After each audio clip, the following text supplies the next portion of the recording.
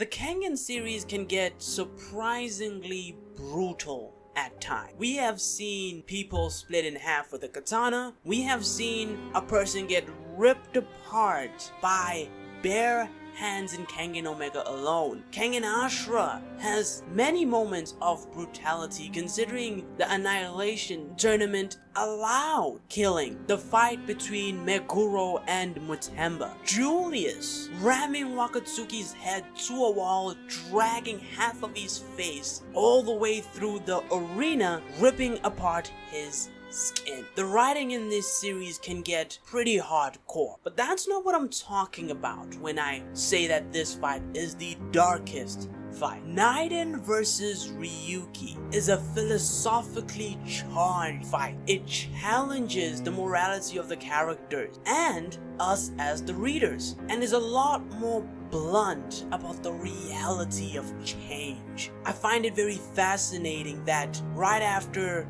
Naiden has spoken to Ryu, he goes up right to the center of the stage, stares directly in Ryuki's face, and reveals his hidden worm tattoo, the likes of which we have never seen in the series up until that point. When Ryuki steps in, Koga is worried. He even tries to warn Ryuki to not step in, but Ryuki tries to assure Koga he does not intend to kill Naiden. However, Ryuki is unaware of the level of manipulation he has already succumbed to. Naiden sort of plays this role of orchestrator. Even though the dynamics of the fight changes, the song and the rhythm are dictated by Naiden the entire fight. But as the fight and my analysis is about to begin, don't forget to like and sub for more content like this, because the moment Sheena begins the fight, Ryuki is the first to try to initiate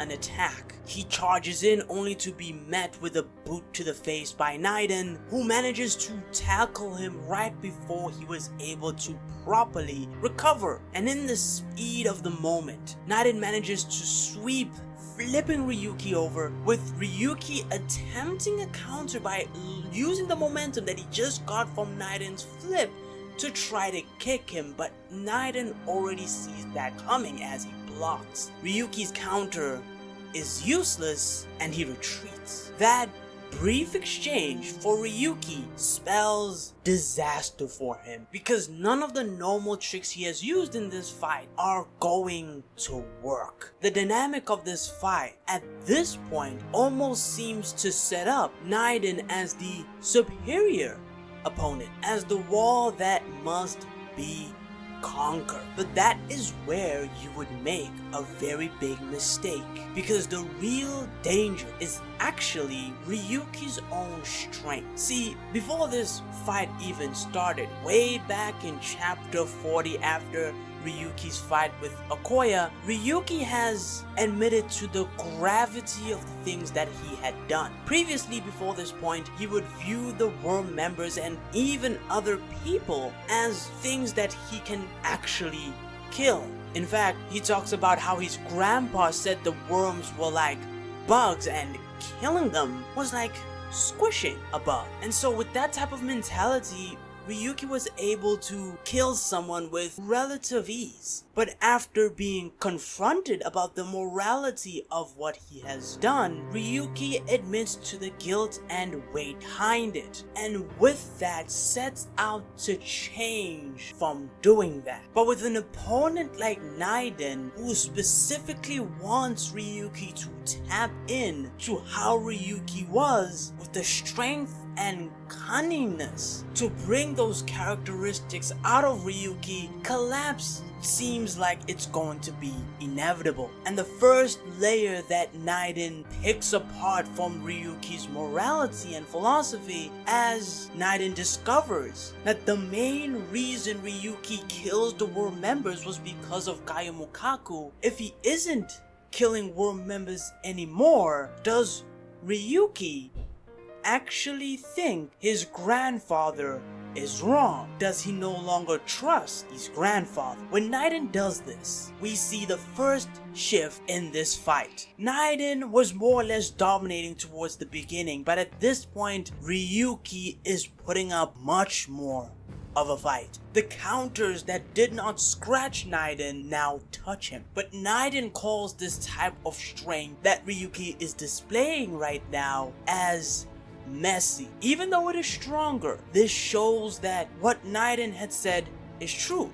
There is currently a conflict within Ryuki, and this is representative of the type of strength he has right now. But we still need to ask the question, why is Naiden trying to bring this darker side of Ryuki to light? What is Naiden's mission? We get to understand why Naiden chooses to do things this way in his flashback and what power means to Naiden. This flashback starts off Naiden at 15 under the training of one of the upper class combatants of the worm, Jadam. Naiden wasn't the only one who was underneath his tutelage or training. They started as a group, but over 6 years they all got weeded out by the brutal levels of training. At the age of 21, Naiden's raw strength is so powerful that if you stripped 2 horses to his arm or arms and they ran in opposite directions, not only would Naiden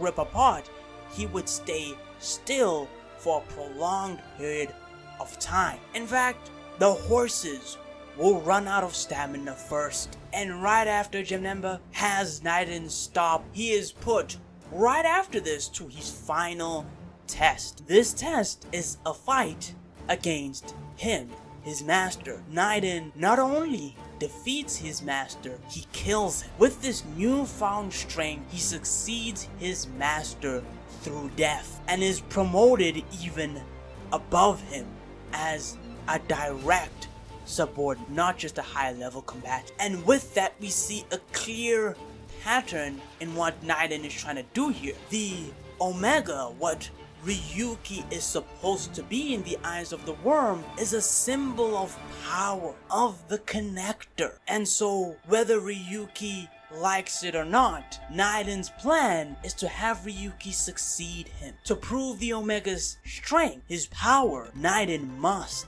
die. And as the fight between him and Ryuki rages on, Naiden still has the upper hand here. He tries convincing Ryuki that they both cannot escape the cycle of killing. From the moment this fight started, one of them was going to die. If Ryuki doesn't kill Naiden, Naiden will kill Ryuki. But Naiden's reasoning doesn't work here. Ryuki isn't so concerned about his own life, and so he turns his attention to his environment. This is one of the last threats that Naiden ever makes. With Koga and Yamashita in the background, them specifically highlighted, he says, "Then let me exterminate the root cause." And that completely flips the switch. Ryuki's power goes from barely countering Naiden to landing clean hits. His power, the eye of the sky that allowed him to scour through the battlefield, looking down on his opponents with every move, is no longer effective. He cannot see Ryuki, he can barely react to what Ryuki is doing. And with this power, Ryuki declares that Naiden is going to die. Ryuki is right where Naiden wants him. What follows is a one-sided beatdown at the hands of Ryuki. Naiden, in all his strength, is forced to take cover on the ground as Ryuki wildly unleashes strikes on him. Shina tries to call Ryuki off, but Ryuki has already stopped playing by the rules, and Naiden never acknowledged the rules in the first place, as he manages to choke out Ryuki. Naiden uses this advantage to toss him to the side, gets up, soccer kicks him across the arena. As Ryuki manages to get up, we see Naiden taking this one last shot that he will get to look back at Ryu for the very last time, because he knows what's gonna happen to him now. The fight between the two continues, with Naiden getting an advantageous position, able to mount Ryuki and choke him out. Ryuki has been in a similar situation like this before with Okoya, where he said he was going to kill Okoya, but in those last moments he sort of holds back that bloodlust, which put him at a complete disadvantage against Okoya. The same thing is now repeating itself with Naiden, and this time the reality of his death is now more real than ever. And so Ryuki is in what feels like his final moments, trying to think of a way to overcome this situation. If we think back of another character who faced a similar situation, Togita Oma, what ended up happening with him? Well, he reawakened his memories, who he really was. With the life of Yamashita and his family and his own life on the line, that strength that he had built up came back to rescue him in his